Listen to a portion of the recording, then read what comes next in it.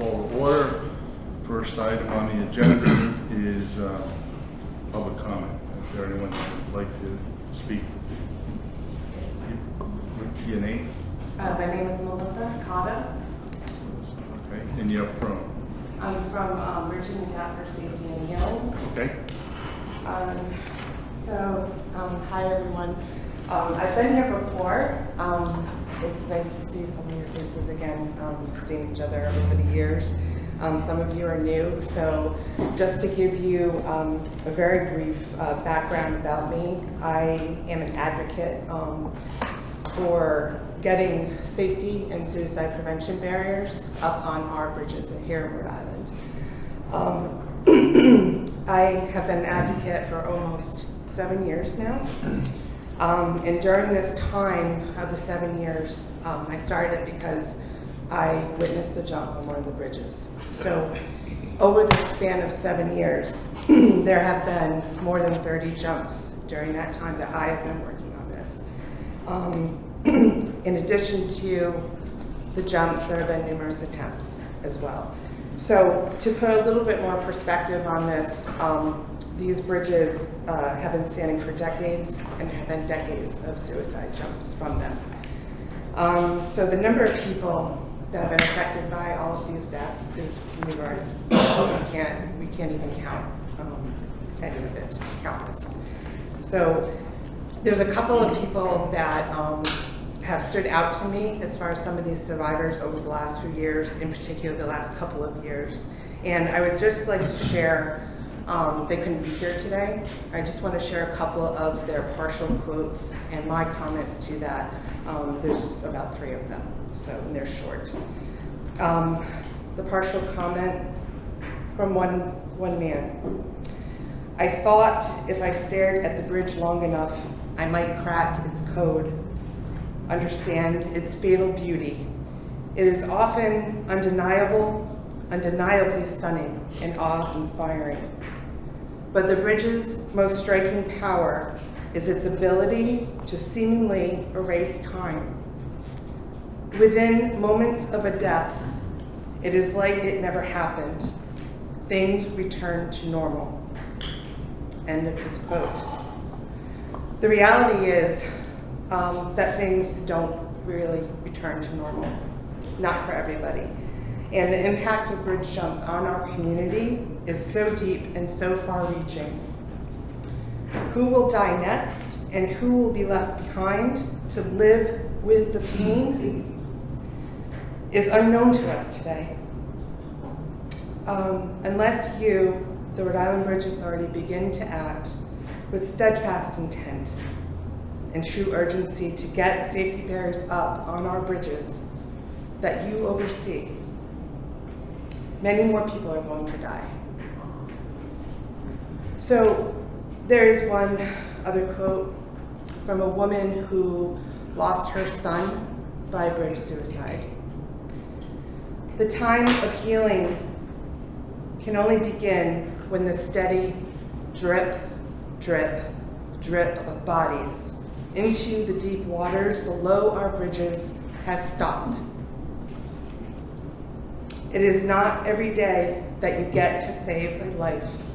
It is not every day you get the opportunity to save many lives. Today can be that day for you. Choose to act with intent and choose to act with urgency. It is the right thing to do. My last comments to you. We can drive over the Braga Bridge in Massachusetts and look through their safety barriers. Look through them. And what do we see? We see the same waters that our bridges here in Rhode Island are in.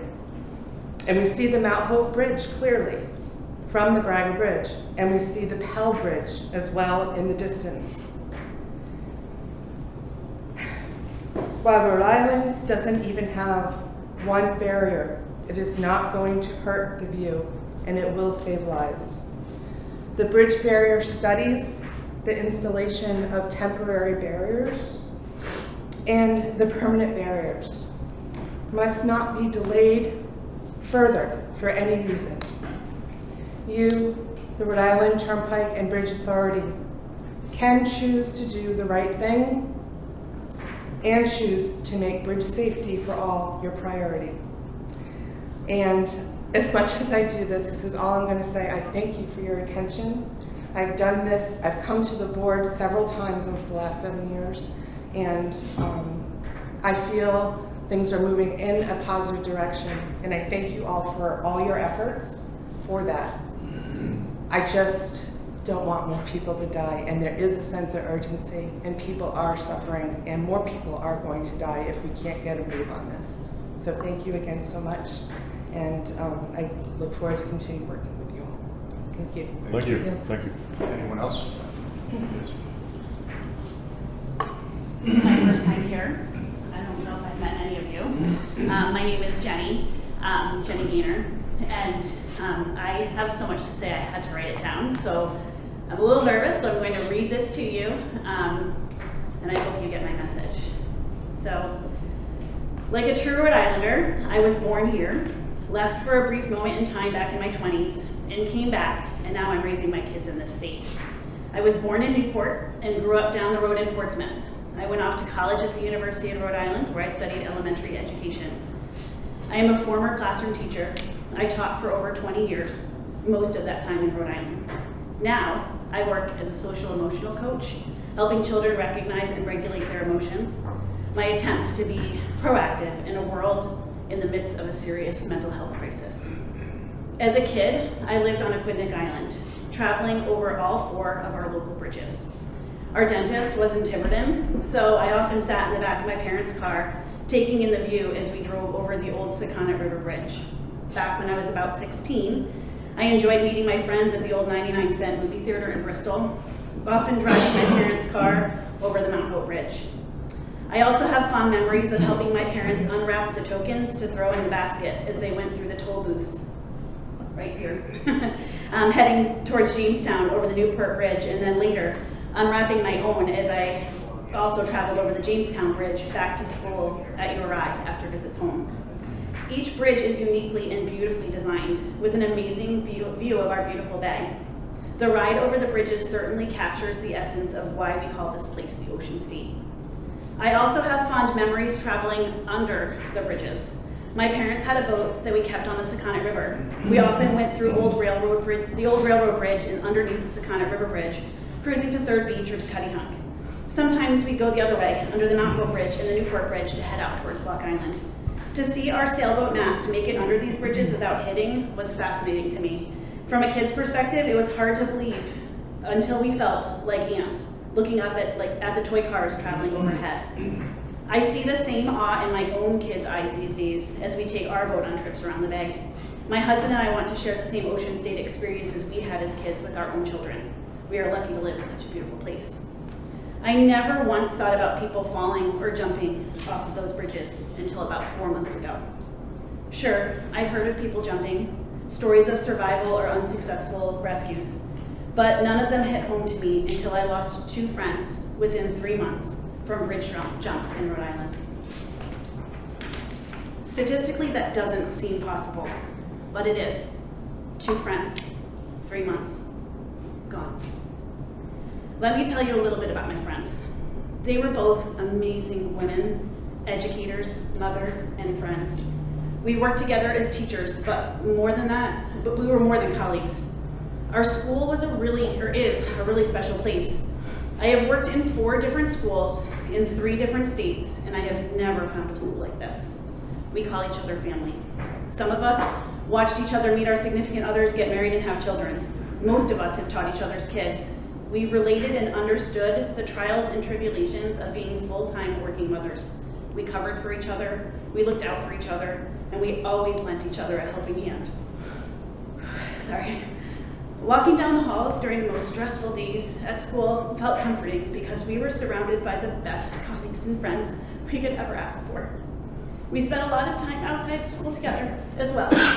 We traveled, we went out to dinner, joined each other at the local pool club or beach, often with our children in tow, soaking up as much of our school vacations home with our children as we possibly could. While many of my colleagues knew that both of our friends struggled emotionally at times, none of us would have ever guessed they would take their own lives. One morning, this late July, I was supposed to meet one of my colleagues for a walk. She called me to express that she wasn't able to enjoy a walk with me that day, and we spoke for a while. But she sounded down, sad, and without energy.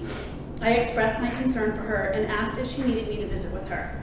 She said she didn't want to bring me down. Despite my efforts to explain that we're friends and life doesn't always have to be sunshine and roses, she refused my company. Alarms went off in my head after we hung up, so much that I called her back. I asked her questions to be sure she wasn't alone. She assured me that she wasn't feeling well, but her family was around her, supporting her. She even added a little bit about looking forward to a visit to the Cape the following week. She knew exactly what to say to assure me, and I believed her. That afternoon, I got a message through school email and text among colleagues that someone close to us had passed away. And the next morning, we gathered to learn that shortly after we spoke, my friend jumped and took her own life. My colleagues were shocked and devastated. I was numb. I was angry at myself because a little voice was telling me when I spoke to her that day before that she wasn't okay. Why didn't I listen to that voice? Why didn't I visit with her that morning? I could have prevented this. The days and weeks that followed were a blur. We gathered together as a team. We checked in on each other. We hugged, we cried, and we did everything we could to do to support each other, the friends and family that she left behind. I felt guilty for resigning from my job only weeks before all of this had happened. My colleagues had to return to school, feeling the absence of one of our friends. They had to support students through their grief while trying to manage their own. But then, the month of October arrived. This October. School started and was in full swing. My colleagues were getting to know their students, and we were all managing to overcome the grief with good memories of the friend that we had lost. Then we received a cryptic text and email one morning, early in the month. Our school was unexpectedly closing due to an emergency. Within minutes, my former colleagues were texting me, begging me to gather with them because the unthinkable had happened again. Another friend and teammate took her own life by jumping off the same local bridge. This information socked me in the gut and broke my heart. How could this be? We just saw each other last week. The grief and sadness I felt overtook me. No one gets a free pass on grief, and I certainly wasn't the exception. I really struggled. I saw my colleagues, my neighbors, my former students all struggling. It was enough to handle my own grief, but to be confronted with so many others as emotionally devastated as I was seemed impossible. I struggled to gather with my friends again in this way. I worried that being around others with the same heartache as mine would magnify my pain, but that wasn't the case. As soon as we saw each other, we started to hug. I felt so many arms from my colleagues around me, and I knew I made the right decision to come and mourn with my friends. We bonded even more than we ever had, and in the bond I felt comfort. These were my friends, my coworkers, and now my co-grievers. I'm still struggling to wrap my head around losing two friends to suicide, to losing two friends off a bridge that I have spent my life driving over, sailing under, and admiring. Just a little over a month since I've lost my two friends, I'm shaking off my sorrow and channeling my grief toward my new mission, to make mental health a priority, raise awareness, and advocate for building barriers on our local bridges. I have to believe that my friends did not want to end their lives. I think they had one of many moments where their pain was so great and their situation so irreversible that it felt difficult to imagine going on, so they jumped. But I also have to believe that if they were faced with a barrier on that bridge, they would have been given the gift of a pause. They would have stopped to think about their kids. How could they ever explain to them why they just gave up? I know without a doubt in my mind that this is not what they wanted for their children. If they had a barrier, they would have had a pause to reflect on the many examples they had seen in their lives of strength in hard times. The pause would have given them a chance to reflect on those hard times and not make the choice to jump to end their beautiful, valuable, and loving lives. My grief has brought me anger. It is part of the pain that I feel. Part of my anger is not being able to forgive. To move past my anger, I've realized that I need to start practicing forgiveness. In these last few months, I've had to forgive myself first. I have been racked with guilt and anger at myself for things I did or didn't do. To move forward and heal, I've had to learn to let go of my guilt. I have to accept that I was the best friend I could have possibly been to both of these beautiful and amazing women. Second, I have to forgive my friends for ending their lives, causing so much pain to those that I have left behind. People say that suicide is an incredibly selfish act without much thought of how it will affect their family, their friends, and the community they leave behind. Every day I talk to my friends. I tell them that I love them, and with that love comes my forgiveness.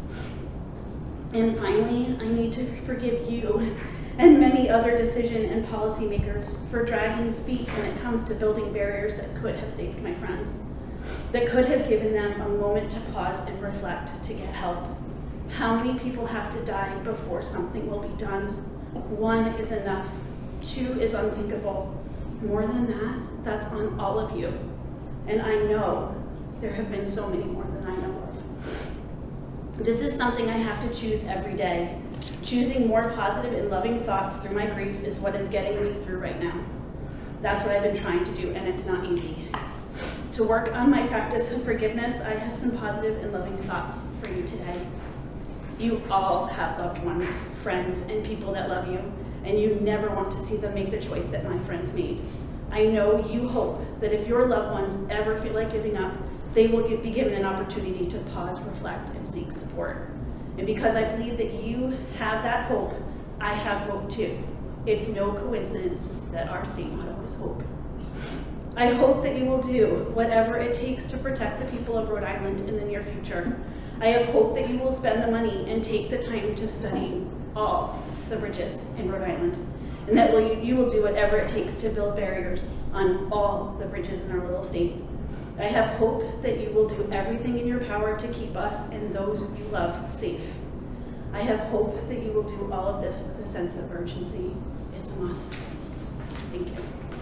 Thank you. Anyone else? Yes, sir. Hello, my name is Mark Terrell Gonzalez Sr. I'll try to speak up a little bit so nobody's falling asleep or being distracted with their phones. I'm a board member of Direct Action for Rights and Equality. I'm also advocate and supporter of Bridging the Gap. And I'm also a suicide survivor from the Newport Bridge from June 26, 2015. With my story, I reached so many different people all over the country, as far as Australia. To this day, there's still people that follow me through Facebook, and I created my own group for depression and thoughts of suicide, and a lot of people reach out on that page as well. I've done work at the State House for different bills to be passed, working with Scott Slater, Senator Dawn Ure. I work under Charlie Holder right now in Newport.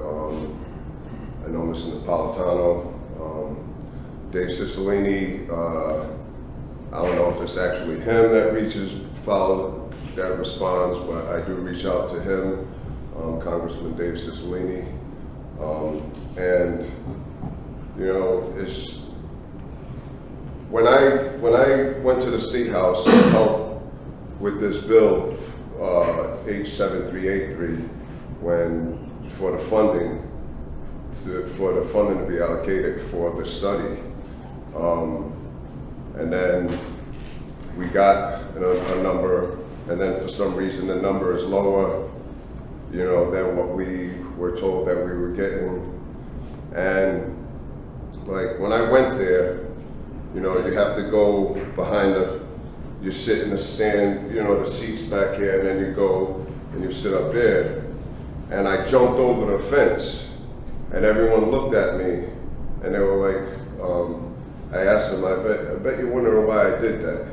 And they all were like, yeah, And I said, well, that's because that's how easy it was for me to jump on the railing when I jumped off the Newport Bridge. It was harder getting over the structure than it was to get on the railing. I climbed over the railing a week prior. You know, when I jumped, my car was sitting on the bridge over an hour. You know, I floated in the water for over an hour before someone found me. And it wasn't even anyone from any kind of state safety, you know, Coast Guard or anything. It was people that happened to be fishing. When there was a car that's been parked on top of the bridge for over an hour. You know, like right now, I don't know, you know, the power's out or what. I thought there'd be, you know, lights because of, you know, what you can see, you know, I can't think of the word right now, but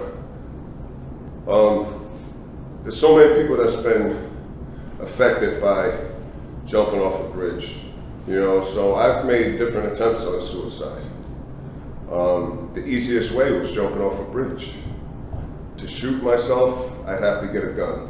I'd have to pay for it, find one, this, that. Drugs, the same thing, you know. To hang myself, which I tried, is a little more violent, you know. I've been through a lot, but I am a little coward on that behalf, I guess. But to go to the top of a bridge was just so easy. You know, it took nothing to go to the top of this bridge twice and not even be known, not even be known. You know,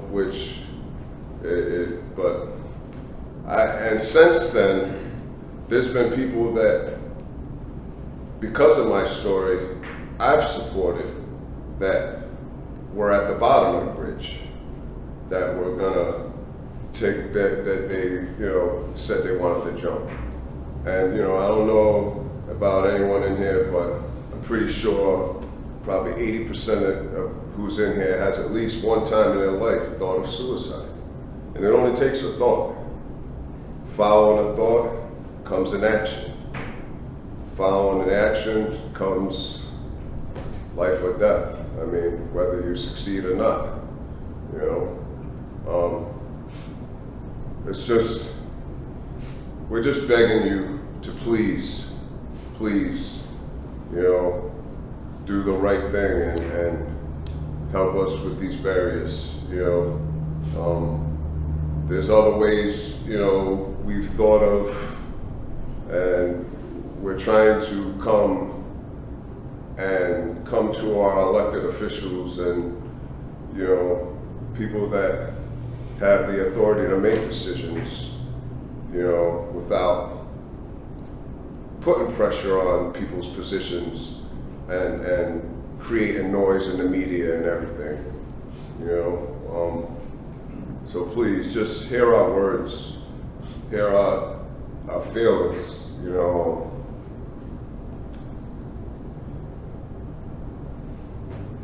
Thank you for listening, and, you know, hopefully it's, you know, and one last thing, someone from the 8th floor that worked there jumped off one of our bridges at one point, you know? I mean, just think of how easier it is to do that than to take any other, you know, action to try to take your life. And there's people that say, oh, they'll find another way, whatever. And yes, they might have. But do we want it on our bridges? Do you want it on your conscience when you can make a decision? Do you want to go home and then another person, you know, because I'm just finding out that someone else, you know, when we went to the State House in April, to the Finance Committee, 5 had jumped at that point, just from January to April, you know. Last year, I'm going over the bridge twice, and someone had just jumped. Well, the last 2 years ago, during the summer, you know, it's just, I reached out to Wayne Miller, he was from the Providence Journal, and he did my story, and we're trying to get the gentleman that jumped off the Golden Gate Bridge, you know, but we're trying to get as much support as we can. But like I said, we're coming to you guys with respect that you have the decisions to make, and hopefully you make the right ones. And we really appreciate your time, and thank you. Thank you. Thank you. Anyone else? Under public comment? Thank you, all three of you, for coming here today. Next item is the approval of minutes of October 19th, 2022 meeting. Do I have a motion? Motion by Peter, Aaron, discussion, hearing none. All those in favor signify by saying aye. Opposed, the ayes have it. Next is the purchase order for annual phone support. Sure, RIPTA staff issued a RFQ for phone support services and received 2 responses. After interviewing the 2 firms, the selection team unanimously recommends the award for these on-call services to Partners Technology. RIPTA staff is requesting approval for annual on-call services in the amount of $8,700. These services will only be used on an as-needed basis, and any monies not utilized will roll over the next fiscal year. We have included in the 2023 budget the costs associated with these on-call services. So moved. I have a motion, do I have a second? Second, discussion, hearing none. All those in favor signify by saying aye. Opposed, the ayes have it. Next item on the agenda is the safety feasibility study task order regarding Mount Hope and Jamestown Verrazano bridges. Okay. All right. RIT Bidder went to through an RFQ process and selected Atkins as the consultant to perform these services on December 9th of 2021. We also requested $1.5 million through grants, state funding sources, or other sources for the 4 major bridges under our control, which includes Newport Pell and Secana River bridges. The state ultimately budgeted $1 million towards the effort, which is insufficient to study all 4 bridges. We've decided through discussions with Atkins and trying to maximize the use of the $1 million to recommend moving forward with a study for Mount Hope and Jamestown due to a number of factors, including the cost per bridges. The recommendation is to approve an amount not to exceed $985,700. The task order is expected to be finalized within the next week to a week and a half. So we're asking for a pre-approval of that not to exceed amount, and then we'll update the board with the final amount, which we expect to come in somewhere between $920,000 and this amount. Do I have a motion? So moved. Discussion. All those in favor signify by saying aye. Opposed, the ayes have it. Thank you. Next item on the agenda is the design bid phase services for dehumidification cables and anchorages for the Mount Hope Bridge. Sure.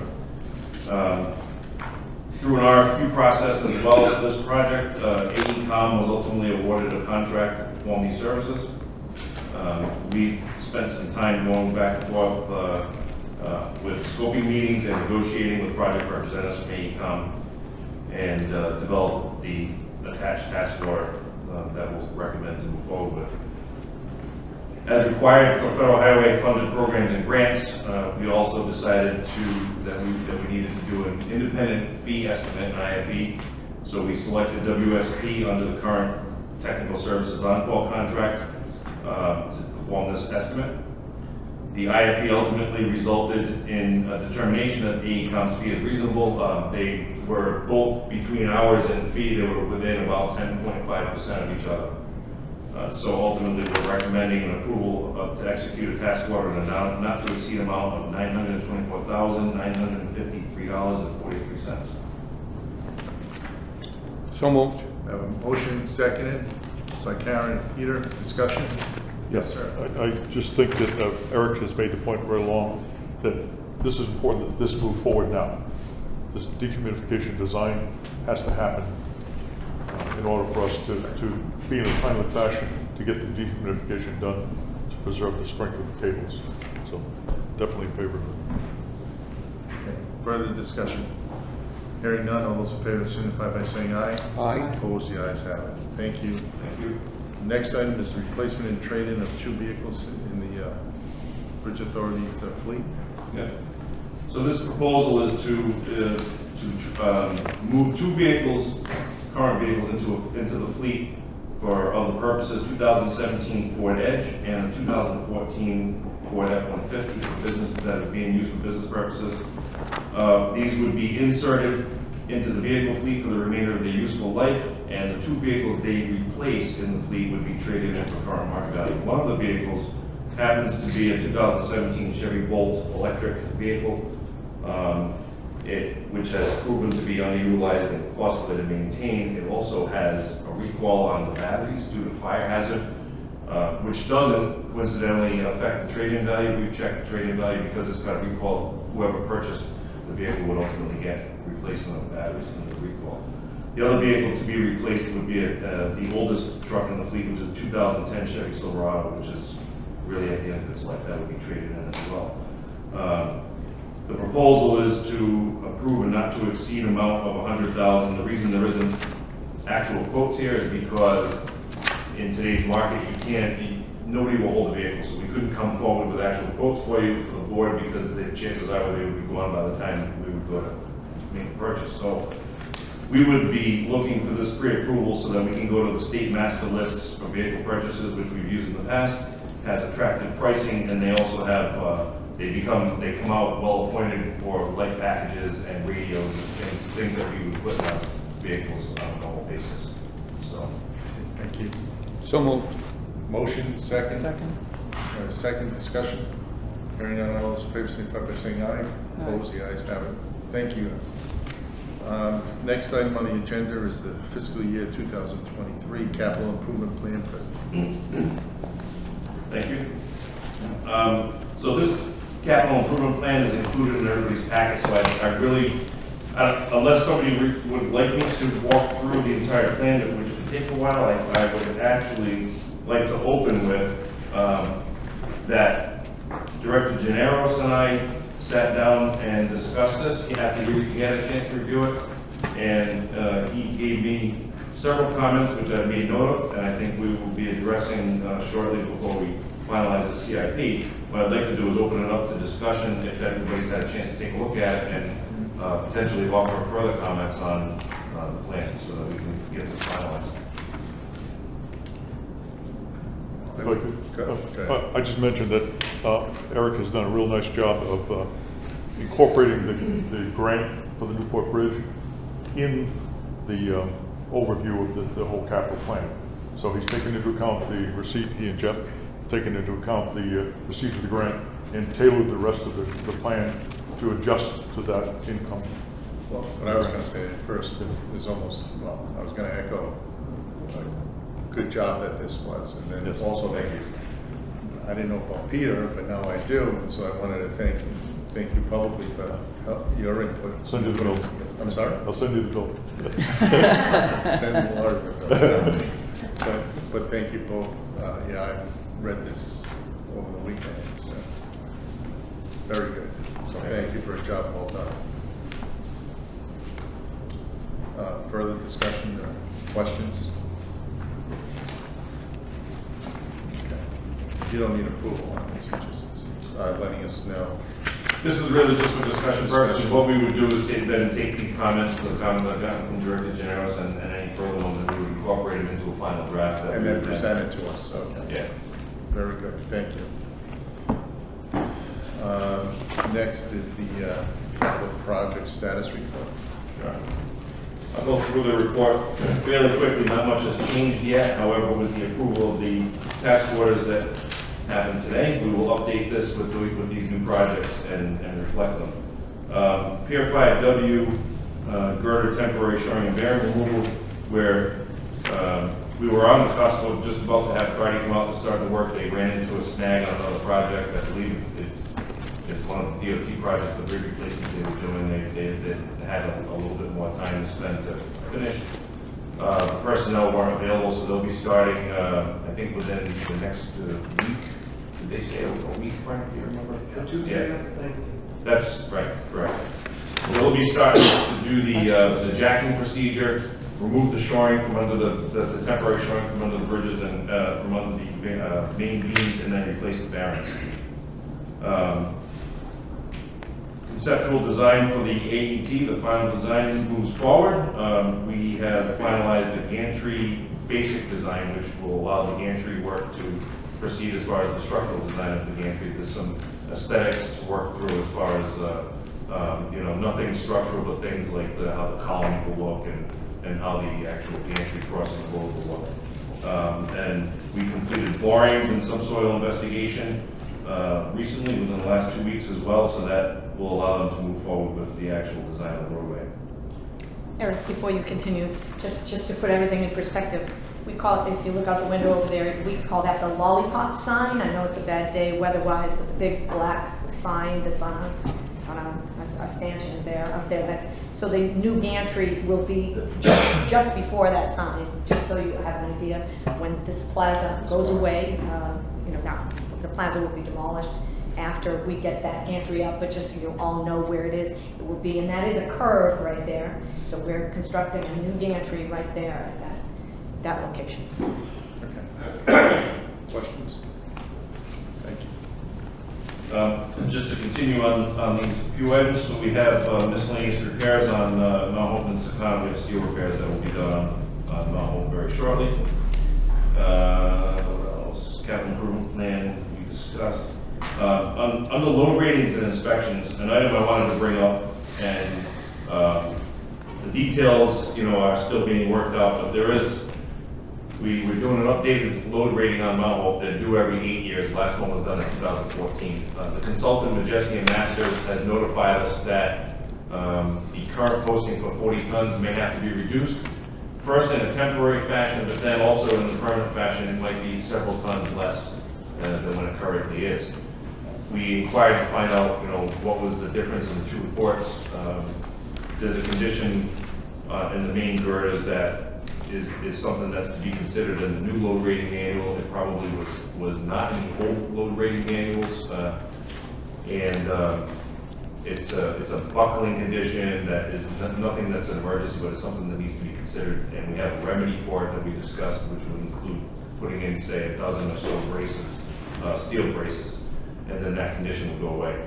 The ultimate condition would result, if the numbers stand, in a posting reduction of about 4 tons in the end, from the current 40 down to 36 tons. Again, this is still all draft information. I've got one more action item to do, and that will be to reach out to the consultant, which happened to be WSP, who did the 2014 rating, and have a discussion on the new rating, and see if everybody agrees that, you know, this is how we should move forward with this rating. Again, some of the reasons for the change are changes in the load rating manual that happened since the last one. So, And that's by the federal? this is it's a federal highway guideline, and then DOT has their own guidelines which mimic and sometimes have some modifications. We've had a discussion with DOT, with Keith Rowland, who handles the load ratings and reports them to federal highway. As a result of that discussion, there was one assumption that was being made that he was able to give clarification to, which that was able to bring our tonnage ratings up about 2 or 3 tons from where they were. So it did, that helped refine the numbers a little bit. Thanks to Keith. So, Questions? Thank you. all right. Next is Executive Director's reports, right? I think we have the financial reports Oh, first. financial reports, I'm sorry. So, first quarter financial performance was solid. Compared to budget, our revenue was higher by around $900,000.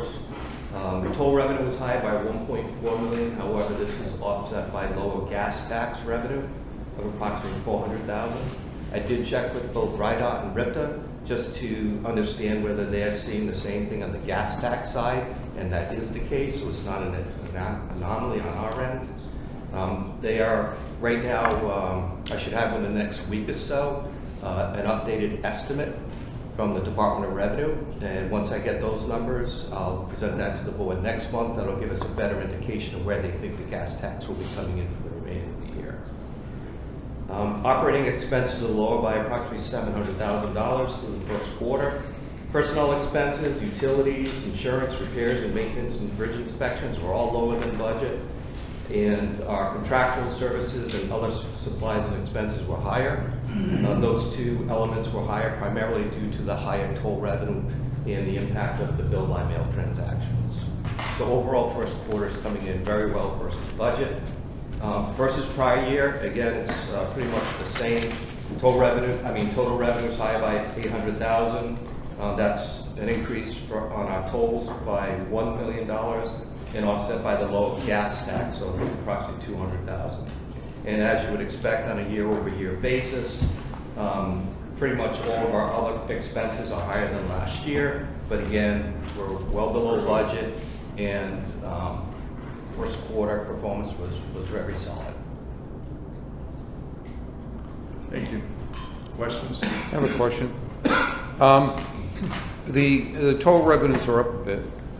Is that based on current projections or pre-COVID projections? It's pre-COVID.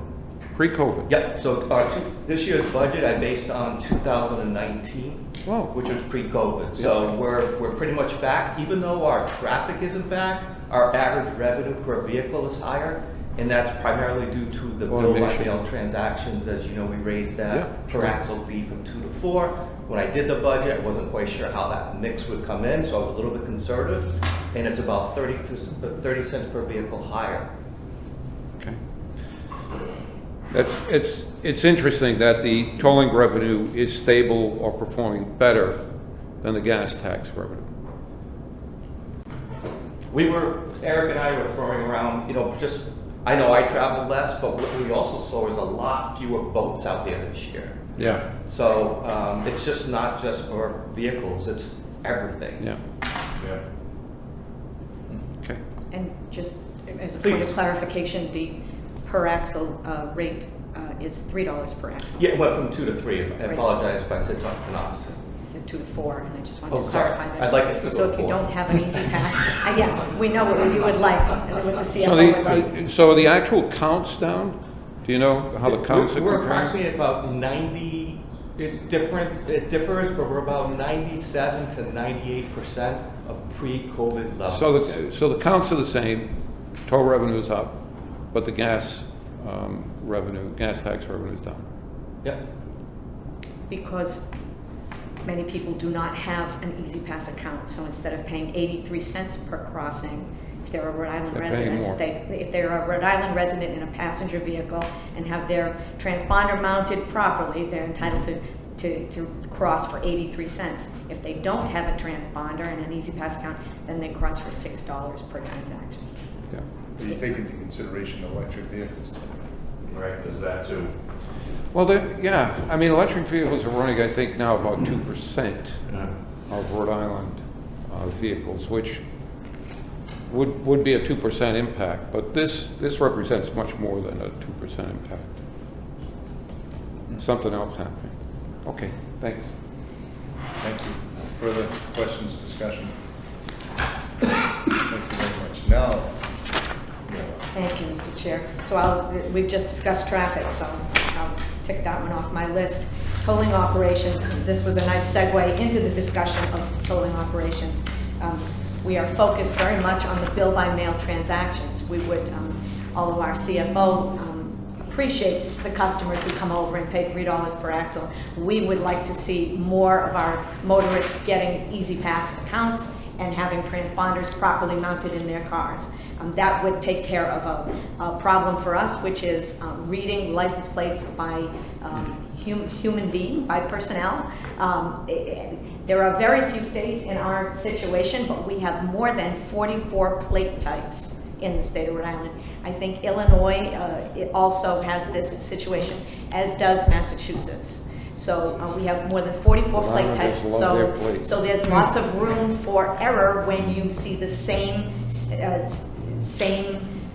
digits and alphabet letters, and they're on different multiple types plates. of plates. So it's very difficult for our personnel who are reading them to have 100% accuracy. Do you know if DMV is going to do anything with the issuance of the new plates? They fixed it as of June 21. They fixed this, they no longer issue the same sequence Okay. of numbers and So letters to over the. proactively, But as I think we've heard from DMV, I think I have an article on my desk where Mr. Craddock said you try asking Rhode Islanders to give up the plates they've had for decades. Yeah, well- They don't want to do it. So those plates are still on the road and there are still duplicates. So we have personnel that are reading those plates.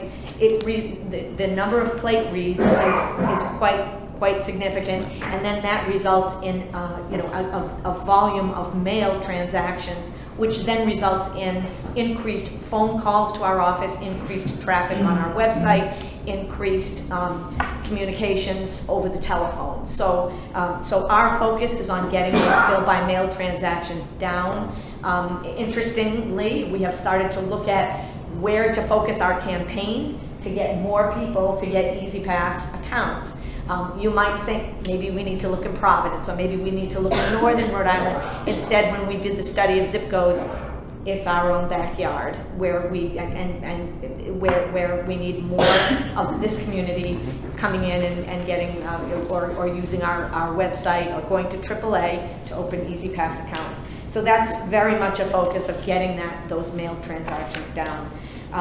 Federal funding has been, we've been very fortunate.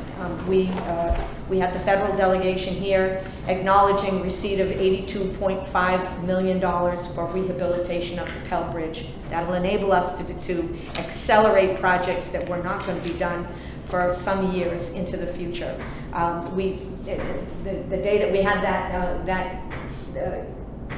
ceremony here, and we had, not only did the federal delegation speak, but we were able to thank Regional Director Carlos Machado from the Federal Highway Administration, who's been a great asset to this area and has been reassigned to the state of Wyoming and the region that includes the state of Wyoming. But we were lucky. Eric and I were at the URI Transportation Forum the Friday before, and Carlos was here visiting, and I said, would you like to come on Monday? And he said, I'd love to come.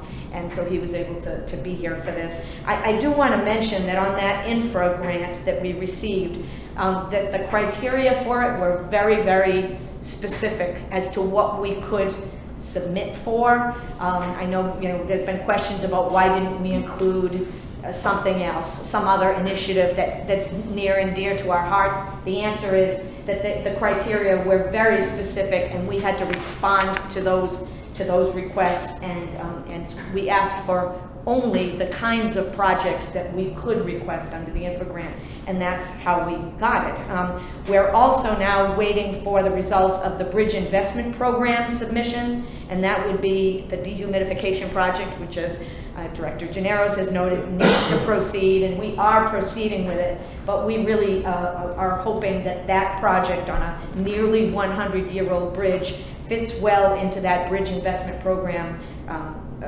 criteria, and that we will be successful. We have not heard on that yet. We did have our raise debriefing on why we didn't get raise money for the dehumidification of the Mount Hope Bridge.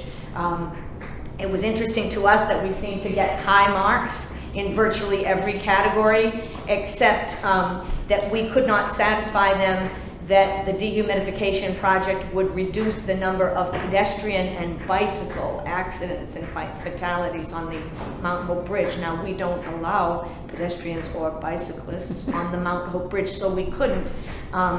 I did point out to the person from USDOT who was debriefing with us when she raised this issue that we had scored low. It was high, medium, low, medium, and high, what we could score. We had scored low in that category, and I pointed out to her that the dehumidification system was designed to prevent a mass vehicular incident, and we thought that was pretty important in terms of safety, and that we thought that satisfied the safety criterion. So hopefully, in the Bridge Investment Program submission, they will see things differently. our submissions for grants, the raise, especially infra, since it was successful, what caught the attention of the federal government, in part, many things caught the attention of because obviously we were successful. One of the things that caught their attention was the labor component. And so we received a call from the federal government, from someone at USDOT who specifically looks at the labor component and liked what we were proposing in terms of partnerships with organized labor, partnerships with entities that focus on the workforce of tomorrow. I think everybody in this room knows how passionately this entire staff feels and this board feels about I call it the care and keeping of these bridges. I know that our job also, our responsibility is to make certain that continues when we're not here. So we're looking at the young people, the high school students. We're looking even farther back to familiarizing children from kindergarten through graduate school with our bridges. There are students in other communities in Rhode Island who have never driven over the Pell Bridge, never driven over the Mount Hope Bridge. We want to change that. We want to get them interested in programs that perhaps would suit them. I want to work on the bridges. I want to be in the trades. I want to make certain that these bridges last into the future.